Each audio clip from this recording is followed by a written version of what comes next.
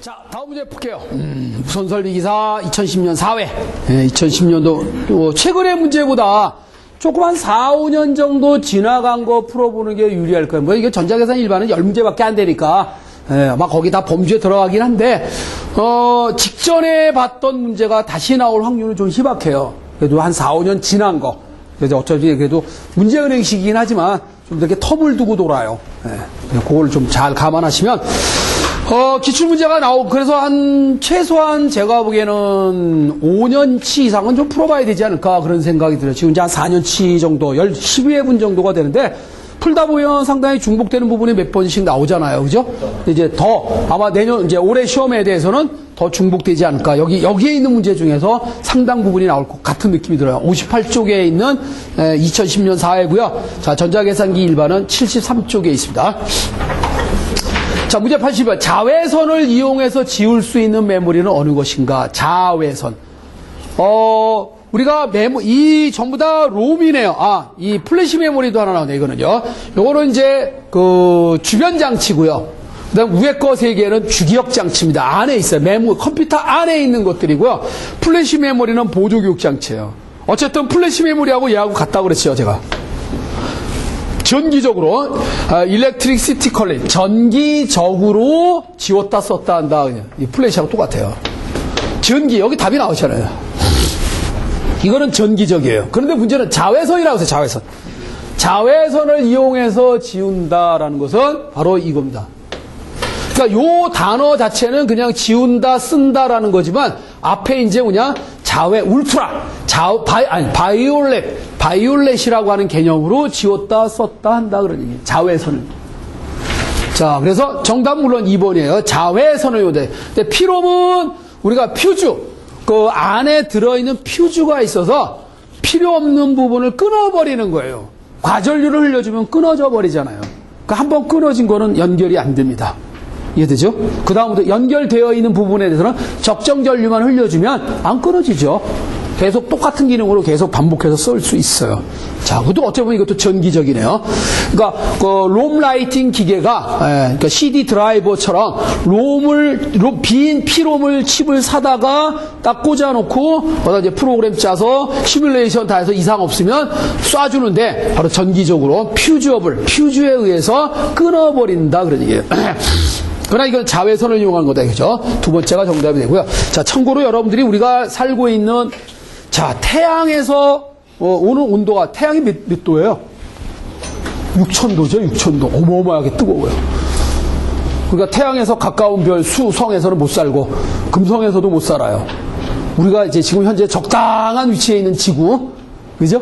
그다음에 지구보다 먼데 이제 화성, 목성, 추워서 못 살아. 그죠? 물론 물도 있어야겠지만.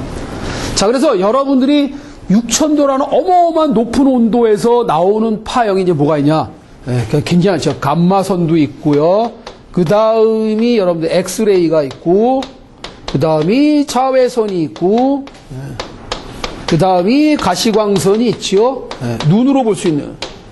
우리가 흔히 말하는 가시광선은 뭐 3파장을 얘기하던 7파장을 얘기하던 10파장을 얘기하든 상관없어요. 가장 많이 떠들어대는 이제 색깔이 무지개 색깔 7개를 얘기하죠. 보, 남, 파, 초, 노주, 빨. 그 다음이 적외선이 되고요. 그죠? 그 다음이 전파가 있고 전파 밑에 음파가 있겠죠. 우리 이제 이렇게 파를 분류를 해요. 이게 이제 주파수에 따르는 분류가 되기도 하고 파장에 따르는 분류가 되잖아요. 그죠? 주파수가 높다라는 것은 파장이 짧다 그런 얘기죠. 자, 그래서 자외선은 그냥 우리말식으로 번역을 한 건데요. 한자를 알면 돼요. 보라색을 벗어났다. 보라자자에다가 박가대자. 보라색을 벗어난 선이 자외선이고요. 빨간색을 벗어나면 적외선이 되는 거잖아요. 원래 적외선은 열선이에요. 그래서 이건 안 타요. 그러나 이 자외선 타요. 탄다 그런 얘기예요. 이해돼요? 그러니까 자외선은 태운다라는 개념의 선이에요. 너무 뜨거워요. 그러니까 여름에 해변가에 가서 햇빛을 쬐면 자외선도 있고 적외선도 있어요. 근데 자외선을 너무 많이 쬐면 살갗이 타버리잖아요. 적정히 적외선만 쬐야 돼요. 그래서 자외선은 차단시키고 적외선만 받아들여라. 건강에 무지하게 좋은 선이에요, 이 적외선. 이해돼요? 열선입니다. 아줌마들 찜질방 열광하는 이유, 바로 이겁니다. 적외선 쬐러 가는 거예요. 구들방에서 뜨겁게 그냥 지지고 자는 등어리 기가 막히게 감기 뚝 떨어집니다. 감기균이 죽어요, 열선에. 세균이 다 죽어. 이해돼요? 그런데 재미있는 거 뭐냐면 건조한 경우는 괜찮은데요. 습한데 뜨거운 거는 안 좋아요. 습한데도 뜨거우면 곰팡이 생기죠? 안 좋습니다. 아주 사람 기분도 되게 더러워요, 그냥. 애들 끈적끈적하게, 그죠? 그러니까 사우디아라비아 사막지대는 덥기는 하지만 건조하잖아요. 버텨. 바람만 부는 데만 피해 있으면은 시원해요, 우리. 그냥 수분이 있는, 그래서 찜질방도 별로 좋은 건 아닙니다. 열선이 나오는데 찜질방은 수분이 있잖아요. 그러니까 찜질방 가더라도 수분이 없는 방에는 들어가세요. 그래야 진짜 좋은 열선을 몸에, 그러니까 잘 때도 배꼽 위에다가 따뜻하게 하고 자세요. 건강에도 좋아요. 아무 문제 없이. 그렇다고 뭐 수건을 이렇게 뜨겁게 해가지고 그렇게는 하지 마세요. 우리 아프면 왜 수건에다가 이제 해가지고 이렇게 해주는데 그거보다 건조한 게 좋아요. 별로 안 좋습니다. 습기가 참 많아요. 썩어요, 썩어. 한여름에도 막 곰팡이 나고 막 썩잖아요, 그죠? 습기 차면. 자, 뭐 얘기다 보냐. 어쨌든 그래서 자외선을, 그래서 이거는 이제 방사선이라고 그러죠. 이거는 소량으로 쬐도 사람에게는 아주 안 좋아요.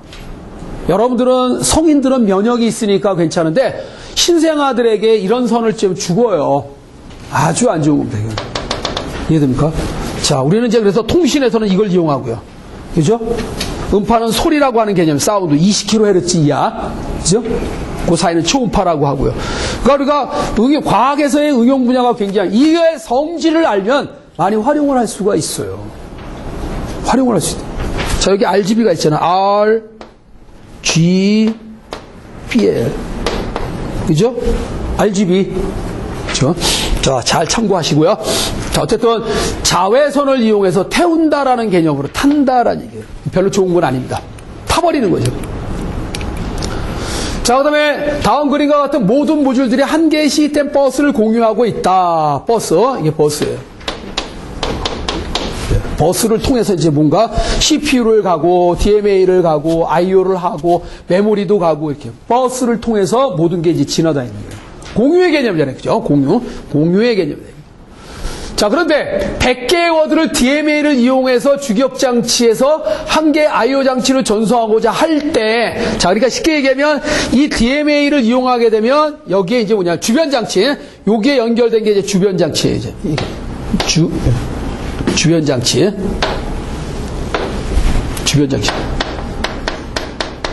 주변 장치다. 그런데 이 주변 장치가 얘의 통제하에서 이 DMA가 운영되는 게 아니고요. 메모리로 이렇게 여기서 주변에서 얘를 통해서 이렇게 들어가요. 이해돼요? 그러니까 얘는 얘대로 또 다른 일을 해요. CPU, 원래 CPU가 본연의 일이 뭐죠? 연산이잖아요. 핵심적인 일은 연산인데 우리가 CPU는 연산도 담당을 하지만 입출력도 담당을 해요. 모든 걸 담당해. 이해돼요? 근데 만약에 CPU가 여러 개로 되어 있는 시스템에서 여러 개라면 그 중에 여러 개 중에 딱 한 놈만 대장으로 모시고 나머지 CPU는 넌 입출력 하지 마. 내가 대장이니까 내가 입출력도 하고 연산도 한다. 너는 연산만 해. 입출력은 담당하지 마. 그러면 이걸 우리는 비대칭 구조잖아요. CPU가. 그죠? 어떤 놈은 성능이 좋고 입출력까지 하니까. 근데 어떤 CPU는 연산만 한단 말이야. 그래서 이거를 마스터, 입출력까지 담당하는 CPU를 마스터 CPU라고 그래요. 연산만 하면 슬레이브 CPU라고 그래요. 그래서 이걸 마스터 슬레이브 구조다. 그러면 한자로 얘기하면 주종. 하나는 주인이고 하나는 종이다 그런 얘기예요. 그러니까 주는 한 명이고 종은 여러 개여도 돼요. 그러니까 마스터 CPU가 망가지면 입출력을 못합니다. 슬레이브 CPU는 망가져도 괜찮아요. 또 다른 슬레이브가 있으니까 괜찮고요. 그 다음에 마스터가 할 수도 있으니까. 연산은 누구나 다 할 수 있는 기본 공통 기능이에요. 그죠? 자, 그런데 DMA에 의해서 IO가 일어난다 하더라도 일단 눈치는 보고 들어간다는 얘기예요. 완전 독자는 아니에요. 완전 독자적으로 메모리와의 IO가 이런 건 채널입니다. 이해돼요?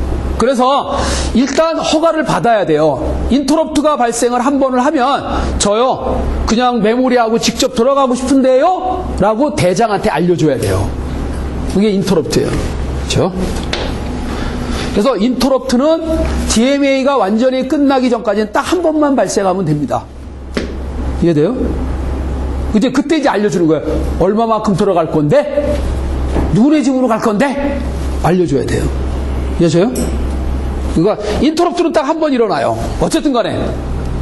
그러니까 DMA에 의해서 완전 독자적으로 IO가 일어나는 게 아니라 이 CPU의 눈치를 보는데 그때 허가를 득할 수 있는 기간이 바로 이제 인터럽트 사이클에서 알려주는 거예요. 얼마만큼 들어갈 거며 어디로 들어갈 거며 알려줘야 돼요.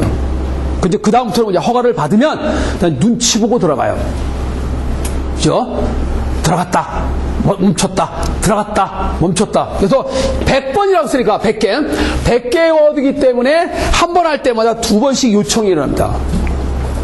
싹 들어가고 또 쉬었다가 또 싹 들어가고. 그러니까 한 번 할 때마다 2번씩 요청이 일어나요. 그래서 200회가 일어나요. 버스에 대한 요청. 왜냐면 이 버스는 이용해야 될 거 아니에요. 왜? 공유이기 때문에 그래요. 그러니까 완전 병렬이 아니란 말이에요. 버스는 하나밖에 없잖아요. 그 CPU가 연산하려면 DMA가 들어가려면 얘가 연산 못하죠. 서로 눈치 보고 하는 거예요. 이해돼요? 틈새를 이용해서 눈치껏 들어가라 이거예요. 이번엔 내가 쓸게. 이번엔 당신이 쓰세요. 뭐 이렇게 버스를 요청해야 될 거 아니에요. 버스는 하나예요. 그러니까 눈치껏 들어가야 돼. 그럼 우리가 겉보기에서는 뭐예요? 같이 일하는 것처럼 보이잖아. 연산도 하고 IO도 일어나잖아요. 그러나 동시에 하는 건 아니에요. 병행 처리예요. 이해하셔요? 이렇게 눈치 보고 들어가라. 자, 정답은 그래서 세 번째. 일단 인터럽트가 한 번이에요. 인터럽트를 너무 많이 걸고 골치 아프죠. 한 번이면서 버스 요청은 200회가 된다라니. 그러니까 이거는 이것만 봐도 답이 금방. 일단 1회인 게 답이고요. 그러니까 요가 요건데 버스를 또 한 번 요청 이거는 의미가 없어요. 왜냐면 버스 요청은 한 번도 그다음 안 되죠. 계속 같이 병행을 해야 되잖아요. 너 한 번, 나 한 번, 너 한 번, 나 한 번, 그죠? 공유의 선이기 때문에 동시에 접근하면 데이터가 문제가 생기니까. 그죠? 네. 자, CPU가 대량의 자료를 전송하면서 DMA의 전송 옳지가 전달하는 정보가 아닌 것은 자, 얼마만큼 갈 건데 누구네 집으로 갈 건데 주변에 여러 개의 그 주변 장치들 있잖아요. 그 IO 장치의 주소를 알려야죠. 그죠? 하드디스크도 있고 마그네틱 테이프도 그죠? 알려줘야 돼요. 근데 속도는 관계가 없죠. 그죠? 기존에 있는 버스 자체의 속도를 따라가면 되지 그걸 왜 물어봐 그거는 아무 의미 없어요. 그죠? 네. 자, 그래서 필요한 정보가 DMA 할 때는 속도하고는 관계없어요. 왜? 그 보조에 맞춰서 가기 때문에 그래요. 네. 그러니까 특별하게 그 속도 때문에 문제가 생겨서 그런 게 아니기 때문에 속도하고는 관계없어요.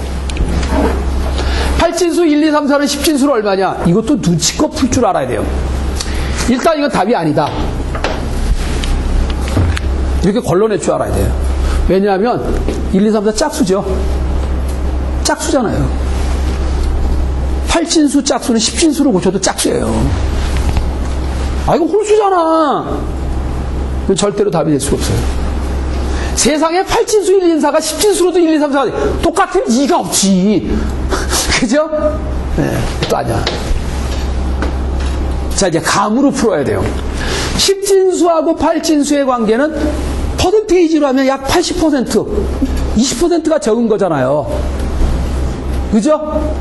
그러면 약간 작아져야 되는데 1, 2, 3, 4에 대해서 이렇게 바뀐 거는 뭐냐? 너무 작아졌죠? 그죠? 감으로 때려잡아도 일단 대충은 알 수 있어요. 답이 이게 저는 딱 답을 금방 구할 수는 있어요. 자, 이렇게 해서 그리고 8진수, 16진수, 16진수는 절반이잖아요. 그죠? 절반의 개념처럼 생각하죠. 8진수와 16진수는 절반이에요. 이해돼요? 네. 참고하시면 됩니다. 어쨌든 답은 그냥 대충 감 잡아도 3번이 될 수밖에 없다라는 게 그냥 눈에 들어요. 근데 이제 엄밀하게 풀면 8진수 1, 2, 3, 4니까 이렇게 하면 되죠. 1, 2, 풀어드린다면, 네.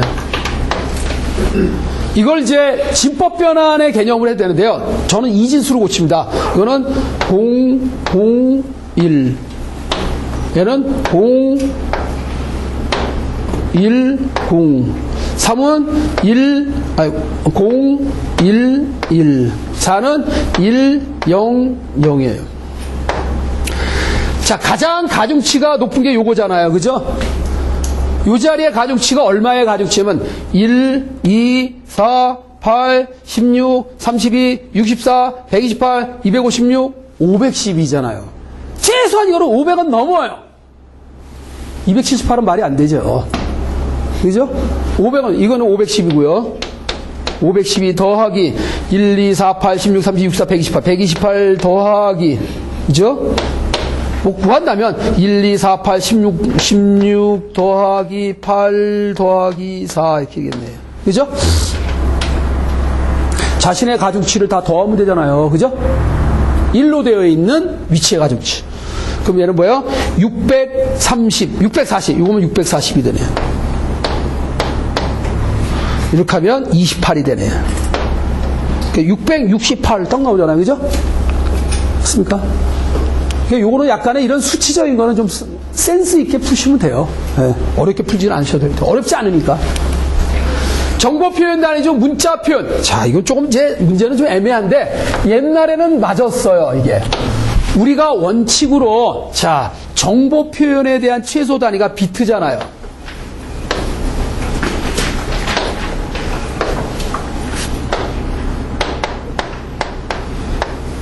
비트가 일정한 자리만큼 모였는데 4비트가 모였어요. 니블이라고 하죠. 니블이라는 용어는 4비트를 의미하는 거예요. 그럼 8비트를 의미하는 용어는 뭐라고 하냐면 바이너리 텀, 바이트라고 얘기를 해요. 이해돼요? 그런데 얘가 이제 여기서 갈라집니다. 갈라지는데 고정 크기냐 가변 크기냐로 갈라질 수 있어요. 바이트의 크기만큼이 고정된 크기로 정해놓은 게 있고요. 바이트 크기로 가변적으로 정의하는 경우가 있어요. 이걸 우리는 뭐냐면 워드라고 합니다. 이게. 그리고 이게 아까 배웠던 이게 필드입니다. 이해돼요? 예를 들어서 한 사람 개인에 대한 자료 중에 맨 앞에 오는 게 학번이다. 자, 여러분 학교 다니실 때 학번이 몇 자리예요? 뭐 학교 번호 코드 뭐 3자리에 무슨 학과 코드 있고 뭐 저 학년 코드 있고 그렇잖아요. 한 13자리, 12자리 정도 된다고 치자 이게. 12바이트, 12자리가 모여야 학번의 자리가 되는 거예요. 의미가. 그죠? 그러나 만약에 내가 우리 집 주소를 나타내고 싶다. 뭐 서울특별시 뭐 어쩌고저쩌고 한 25자리는 있어야 된다. 가변 크기잖아요. 어떠한 특정한 내용이 그 자리를 차지할 때 필요한 자리만큼이 필드마다 틀리잖아요. 그죠? 가변 크기로. 근데 이거는 고정 크기는 워드라고 해요. 왜 워드를 고정 크기의 개념으로 할 수밖에 없냐면 CPU가 한 번에 처리할 수 있는 크기는 고정된 크기예요. 그럴 수밖에 없잖아요. 왜? CPU는 하드웨어이기 때문에 그래요. 거기에 있는 레지스타가 하드웨어니까 레지스타의 방해 크기가 늘어났다 줄었다 할 수는 없잖아요. 고정된 크기를 갖고 있어요. 레지스타는. 이해하세요? 그래서 레지스타의 크기가 뭐예요? 워드입니다. 그러면 워드는 얼마냐? 고정이긴 한데 하드웨어의 성능에 따라 고정된 길이가 8비트 있을 때도 있고 16비트인 경우도 있고 32비트도 있고 지금 어디까지 왔어? 64비트까지 온 거예요. 이해돼요? 우리가 CPU를 얘기할 때 그 CPU의 앞에 숫자를 붙여주잖아요. 그 CPU 앞에 붙어 있는 그 숫자가 워드의, 그 CPU의 워드예요, 크기. 이해됩니까? 이게 워드예요. 그러니까 여기까지는 물리적이에요. 이 이유는 뭐예요? 논리적이에요. 논리적인 용어, 논리적인 용어입니다. 자, 필드가 모이면 뭐가 된다 그랬어요? 한 사람 개인에 대한 자료, 레코드가 됩니다. 레코드가 모이면 파일이 됩니다. 그 파일이 좀 더 체계적으로 모이면 데이터베이스가 되는 거예요. 이해하셔요? 자, 그런데 왜 이렇게 잘랐을까요? 자, 우리가 4비트씩 모은 이유. 16진수 표기예요. 이해돼요? 4비트는 2진수 4자리는 16진수 1자리하고 동일하잖아요. 8비트를 모은 이유는 뭐냐면 바로 문자를 표시하려고 했던 거예요. 문자 표시예요. 그리고 절대 주소 단위예요. 절대 주소. 컴퓨터에 부여되어 있는 주소가 8평짜리 아파트 단지입니다. 8비트짜리 아파트예요. 8비트마다 주소가 부여가 되어 있는 거예요. 그렇게 8비트짜리를 만약에 워드의 길이가 32비트다라고 하면 8비트짜리가 4개 모여있는 것을 마치 하나의 집처럼 운영하는 거예요. 그게 워드예요. 이해돼요? 실제로 메모리 안에 부여되어 있는 주소는 바이트 단위로 부여가 되어 있어요. 주소 자체는. 그리고 문자 표시 단위이기도 해요. 단 ASCII 코드나 EBCDIC 코드인 경우에. 근데 지금은 유니코드 쓰잖아요. 유니코드는 방해 크기가 얼마여야 돼요? 16비트여야 돼요. 8비트가 아니에요. 16비트예요. 유니코드는. 유니코드로 체제로 되어 있는 문자는 뭐예요? 16비트입니다. 그러니까 현실적으로는 저건 안 맞는 문제예요, 사실은. 저렇게 물어보면 안 되죠. 왜? 지금에 쓰고 있는 문자가 유니코드인데 유니코드가 들어가는 문자의 방은 얼마야? 16비트라고요. 2바이트. 그러면 안 되잖아요. 물론 바이트라는 단어가 있으니까 제일 그래도 적격하게 쓸 수가 있는 의미는 되지만 어쨌든 간에 유니코드는 2바이트의 크기의 물리적인 공간에 저장되어집니다. 그러니까 옛날 문제라고 보시면 돼요. 그냥. 문자를 표현하게 쓰기 위한 단위가 바이트다 그런 얘기죠. 네, 참고하시고요. 바이트. 86번. 순차 탐색을 하는데 그 탐색하려고 하는 자료가 N개예요. 자, N개. 하나, 둘, 셋, 넷, 다섯, 여섯, 일곱, 여덟, 아홉, 열. 자, 제가 이게 동그라미를 쳤는데요. 이 동그라미가 전부 다 내용이에요. 어떤 특정한 내용이에요. 근데 이 안에 만약에 뭔가를 내가 찾고 싶어요. 즉, 검색을 하고 싶어요. 그럼 여러분들 이거를 내가 원하는 자료가 있는지 없는지를 검색을 할 때 여러분들은 가장 미련한 방법의 검색이 어떻게 하는 거죠? 맨 앞에서부터 차례대로 비교해보면 되죠. 자, 내가 찾고자 하는 게 이건데, 이 내용인데, 이렇게 비교할 거 아니야, 그죠? 그런데 찾았어. 가장 재수가 좋은 경우죠. 한 번만에 찾았을 때. 가장 재수 없을 때. 마지막까지 갔는데 찾았어. 물론 마지막까지 갔는데도 못 찾는 경우도 있어요. 내가 원하는 게 없을 수도 있으니까. 이렇게 순차 검색, 순서대로 검색을 했을 때 재수가 좋을 때도 있고 재수 없을 때도 있잖아요. 그죠? 그럼 평균이라는 게 뭐냐? 말 그대로 평균을 내는 거예요. 어떻게 평균 내는 거예요? 가장 재수 없을 때와 가장 재수 좋을 때를 2로 나누면 돼요. 가장 재수가 좋을 때는 몇 번 만에 찾아? 한 번 만에 찾아. 가장 재수가 없을 때는 뭐야? 이게 N개라면 N번 만에 찾아. 이해돼요? N개니까 평균은 뭐예요? 2로 나누면 되겠죠. 그죠? 아무것도 아닌 문제예요. 산수지 뭐, 그죠?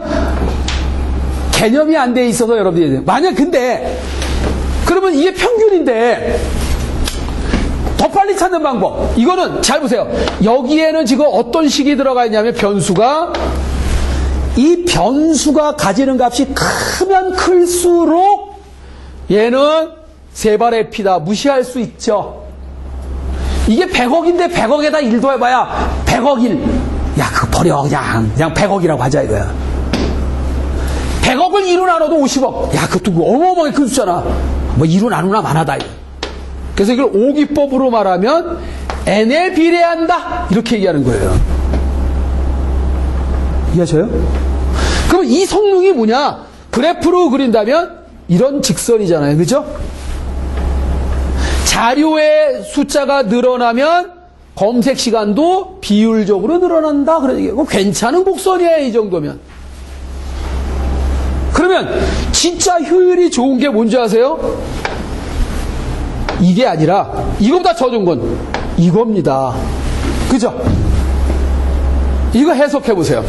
이 곡선은 자료가 아무리 늘어나도 이 위로 올라가는 값은 그렇게 팍팍 올라가지 않죠? 이 그래프는 어떤 그래프예요, 이거는요? 로그잖아요. 그죠? 로그 곡선이잖아요. 로그의 반대는 뭐예요? 이렇게 되는 거죠. 이거 무지 안 좋은 거죠? 자료가 별로 늘어나지도 않았는데 팍팍 올라가잖아. 이거는 n제곱에 비례한다. 그런 얘기예요. 이해돼요? 안 좋은 성능이에요. 제일 좋은 성능이 뭐예요? 이겁니다. 자, 중국의 인구가 10억입니다. 근데 그 10억 명 중에 한 명을 찾으려고 해요. 순서대로 뒤져서. 그럼 평균이 얼마예요? 1 더하기 10억 나누기 2. 그럼 5억이죠. 평균 검색 횟수가 5억이에요. 그런데 10억이라는 숫자가 정렬, 소트가 되어 있다면, 어떤 서열이 정해졌다면 굉장히 빨리 찾아요. 10억이라고 하는 숫자를 서열을 정해서 줄을 세워놓으면 아무리 늦어도 몇 번 만에 찾느냐? 30번 이내로 다 찾아요. 엄청 빠르죠? 이게 이진검색이에요. 이진검색. 반씩 뚝뚝 잘라나가는 거야. 이해돼요? 자, 10억이에요. 가운데 콕 실어. 너지? 이러다고요. 아니야, 임마. 아니야? 어디야? 여기야? 아니면 여기야? 둘 중에 하나잖아요. 반은 버리잖아. 그죠? 반씩 버려나가는 거예요. 그게 이진검색이에요. 여러분들도 지금 그런 게임을 하시는지 모르겠는데, 저 같은 경우는 이제 중학교 때, 고등학교 때 친구들끼리 이제 기차를 타고 가면 그냥 가기 심심하잖아요. 그럼 이제 사실 우리나라의 그 교육적인 차원에서는 게임이 아주 안 좋아. 벌을 주는 게임이잖아, 다. 그죠? 꼴밤을 만든 거야. 그래서 숫자 맞추기. 자, 5명의 친구가 놀러 간다. 그 중에 술래 하나가 종이 위에다 숫자를 적어요. 뭐 한 47 정도. 그럼 몰래 적어놓은 이 숫자를 돌아가면서 맞추는 거예요. 근데 맞추면 뭐야? 꼴밤을 맞아. 그럼 맞추려고 할까요? 안 맞추려고 할까요? 안 맞춰야죠. 아, 그걸 왜 맞춰? 내가 꼴만 맞힐 일이 있어? 안 맞추려고 노력하겠죠. 만약에 맞히면 선물 준다. 그럼 뭐야?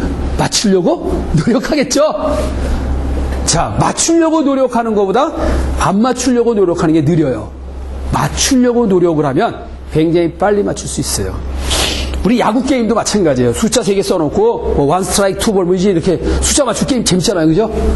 그럼 만약에 맞추려고 하는 게임은 왜 빠르냐면 이진검색을 하기 때문에 그래요. 자, 내가 써놓은 숫자가 1부터 99라고 알려줬기 때문에 이 친구는 뭐냐? 옆에 있는 사람이 50! 딱 반 뚝 잘라가지고 50 그런다고요. 그럼 하이로우를 알려주잖아요. 그죠? 위에 있다, 아래 있다. 그죠? 그럼 반이 날아가잖아. 그럼 다시 그거에 또 절반을 또 푹 찔러요. 반씩 뚝뚝 잘라나가는 거예요. 그럼 빨리 맞추죠. 근데 만약에 안 맞추려고 하면 어떻게 할까요? 뭐라고 대답할까요? 반 뚝 잘라서 50, 이래 안 물어봐, 이렇게. 99? 그런다고 해요. 그럼 안 하겠죠, 당연히. 그럼 그 옆에서 뭐라 그래? 그럼 난 98? 이런다고. 이게 야금야금 물어봐. 그 뭔지 알죠? 그래서 맞추면 꼴밥 맞는다. 그러면 안 맞추려고 하기 때문에 순차 검색을 해요. 네, 맞추면 상 준다. 그럼 뭐예요? 이진 검색을 합니다. 엄청난 차이가 나요. 그죠? 이해하셨나요? 게임도 이게 재미나게 해요. 근데 상 주는 게임으로 하세요. 그래야 신나지. 매 맞는 게임은 괴로워. 하기 싫어, 서로. 그죠? 아, 그거 왜 하냐고! 쓸데없이 매를 왜 맞아? 그죠? 그래야 누가 이제, 그런 상을 주려면 누군가 스폰서가 돼야 돼. 돈 있는 놈이 있어야 돼. 네. 그렇잖아요. 그러니까 교육도 마찬가지예요. 이 당근을 줘야지 채찍을 하는 건 별로 좋은 방법은 아닌 것 같아요. 그렇죠? 네. 어쨌든 뭐 일장일단이 있습니다만. 자, 이해하셨나요 이거? 네, 이렇게 평균은 2개니까 2로 나누면 되는 거예요. 그렇죠? 정답은 3번이 되겠습니다. 이해하시죠? 네. 순차 검색이라고 그랬으니까. 다음 지문에 알맞는 것을 고르세요. 소프트웨어는 프로그래밍 언어를 통해서 개발한다. 언어. 네. 자, 소스 코드를, 일단, 소스 코드는 고급 언어로 작성을 했다면은, 우리가 사람이 알아듣는 기호로 작성을 했잖아요. 그러나, 사람이 알아듣는 기호지만 컴퓨터는 못 알아들어요. 그걸 뭘로? 번역기가 기계어로 바꿔줘야겠죠. 그러니까 번역을 해야 돼요. 그러니까 기계 코드로 변환해야 돼요. 그죠? 그래서 하나의 실행 파일을 만들어야 돼요. 즉, 컴퓨터가 알아듣는 기계어로 만들면서 순서대로 실행이 되도록 만들어주는 실행 파일이 만들어져야 돼요. 그러면 일단 완전히 자동화가 되려면 실행 파일이고요. 번역을 하면 실행은 안 돼요. 그죠? 그냥 기계가 알아듣는 기계어일 뿐이에요. 그걸 목적 코드라고 그랬죠? 오브젝트 코드. 그죠? 목적 코드를 출력해 주는 게 바로 뭐예요? 번역기다. 그런 얘기예요. 컴파일러라고 해요. 컴파일러. 그런데 한 번에 한 라인씩 그 프로그램의 각 라인을 번역하고 나서 바로 실행하는 것은 우리는 뭐냐면 인터프리터 방식이다 그러는 거예요. 원래 인터프리터가 동시통역사라는 뜻이잖아요. 그죠? 바로바로 그때그때 번역해서 실행을 하는 거예요.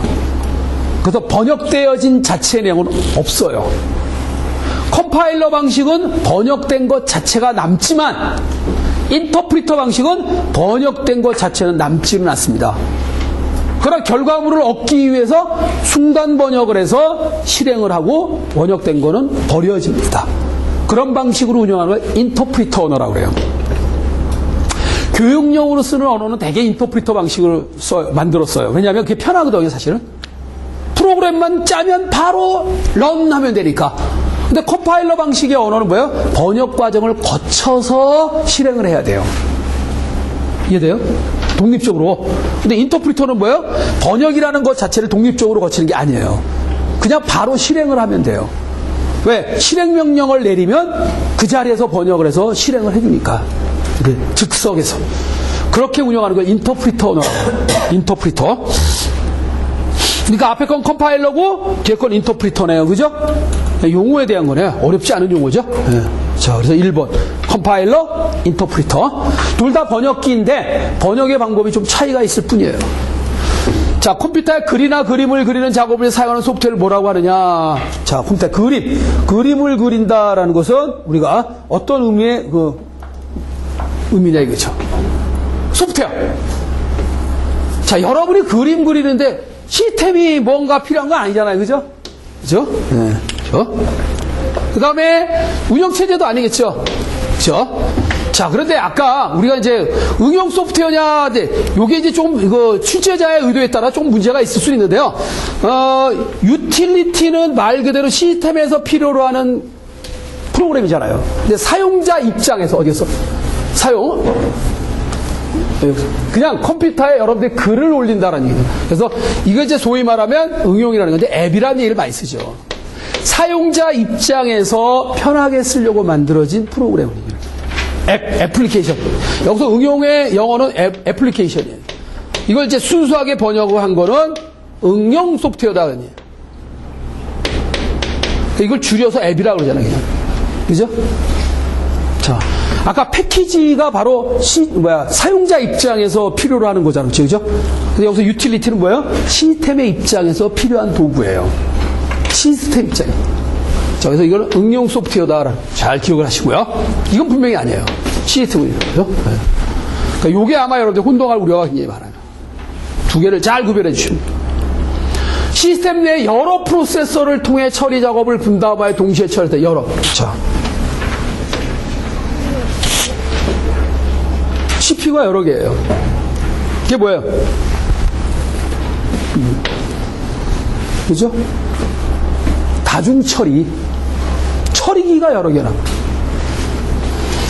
따라서 많은 양의 데이터를 처리가 빠르게 작업 완료할 수 있으면 많은 입출력의 장치구를 수행할 수 있다. 이와 같은 시스템이 다중 처리다 그런 얘기예요. 또는 병렬 처리. 여기 인터페이스라는 게 이게 아니에요. 병렬 처리. 원래 이 다중 처리가 병렬 처리의 의미하고 동의어예요. 병렬 처리하고. 여기는 병렬 인터페이스라는 게 아니잖아요. 이게 아니거든요. 같은 말이에요, 원래요. 다중 처리는 병렬 처리예요. 그 다음에 다중 컴퓨터라는 말이 있어요. 다중 컴퓨터는 뭐가 여러 개야? 컴퓨터가 여러 개예요. 컴퓨터 레벨로 여러 개가 있는 거. 이게 바로 뭐예요? 분산 시스템이에요.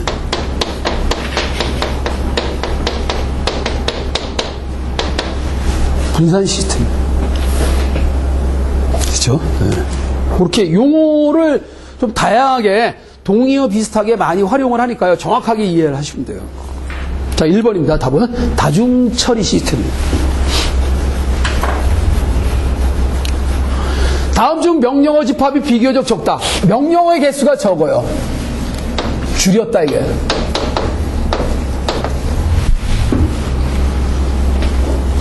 그게 RISC죠?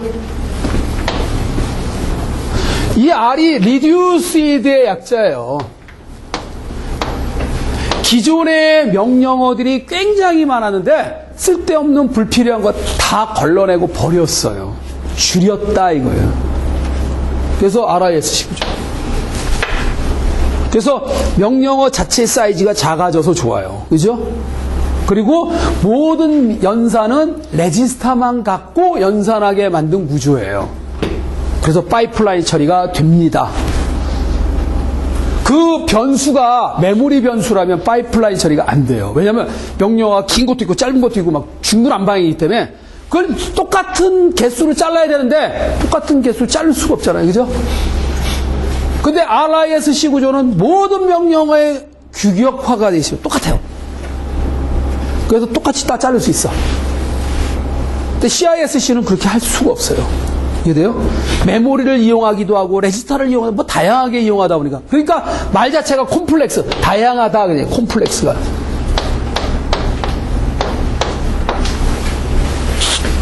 자, 답은 RISC 비교적 적다 그랬어요. 명령어의 집합이 적다 이게. 여기 세트 컴퓨터예요. 세트 이건 인스트럭션 컴퓨터. 줄어든 명령어의 집합 조직 컴퓨터다 그런 거죠. 91번 CPU가 어떤 프로그램을 순차적으로 수행하는 도중에 외부로부터 인터럽트가 들어오면 원래 프로그램 이제 중단하겠죠. 누가 옆으로 끼어들었잖아. 인터럽트가 끼어드는 거예요. 쎄치기 하는 건데 나쁜 의미로 쎄치기를 한 게 아니라 좋은 의도로 쎄치기 한 거예요. 도와주려고. 이해돼요?